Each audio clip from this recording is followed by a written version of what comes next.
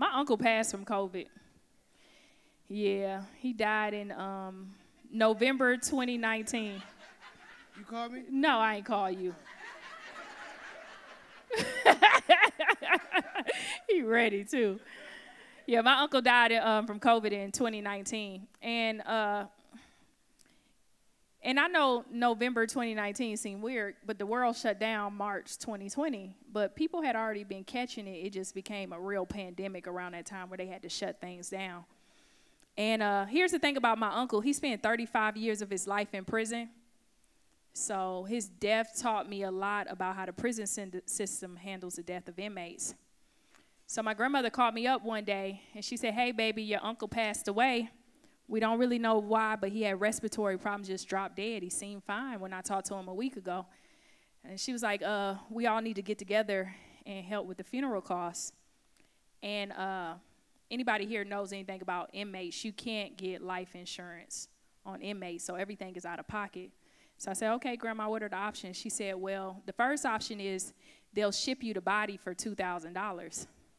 That's just starting costs." And I said, "Okay, Grandma." She said, "But we all gonna get together as a family and try to cover everything." I said, "Okay, cool. How much y'all got so far?" She said, $60, so we really dependent on you.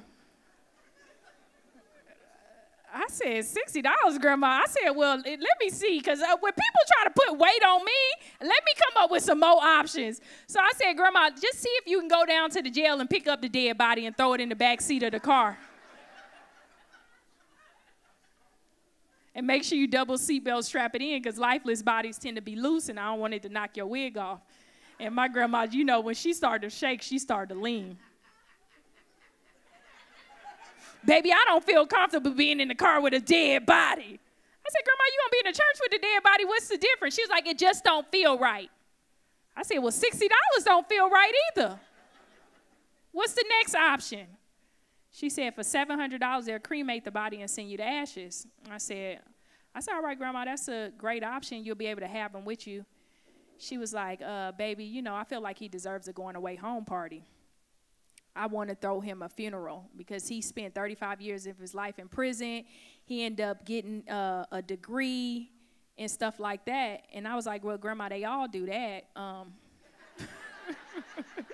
He had 35 years to get a 4-year degree. That is not extraordinary at all. But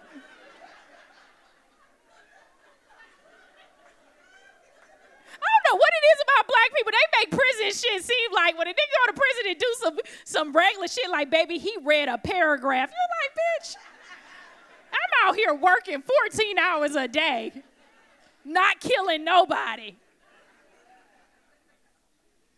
I said, "Well, Grandma," I said, "well, $700 not bad. Y'all got 60. I can come up with $640. She was like, "No, baby, he needs a funeral." I said, "Ooh, shit." But then I like to think of shit. So I was like, "Grandma, all right, I got a third option for you.